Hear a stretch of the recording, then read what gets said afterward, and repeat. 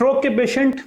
ऐसे पेशेंट जिनको स्ट्रोक हुआ है और बहुत अरसे से बेड पे हैं और जिनसे अपना पेशाब भी कंट्रोल नहीं हो पा रहा और पखाना भी कंट्रोल नहीं हो पा रहा और स्ट्रोक की वजह से उनको एक माजूरी हो गई है, उनके लिए भी हमारे central Australian Karachi stem cell clinic के अंदर स्टेम सेल्स किए जाते हैं और गुज़िश्ता कुछ अरसे से हम स्टेम सेल्स कर रहे हैं, जिससे उनकी बहुत सारी चीज़ों में इम्प्रूवमेंट आई है। स्ट्रोक के पेशेंट के लिए जो स्टेम सेल्स हैं वो हम इंट्राथीकल करते हैं, यानी कि उनके जो स्पाइनल कॉर्ड है उसके अंदर हम स्टेम सेल इंजेक्ट करते हैं ताकि उनके ब्रेन में और हर जगह पे स्टेम सेल जा सकें और अपनी रिकवरी कर सकें।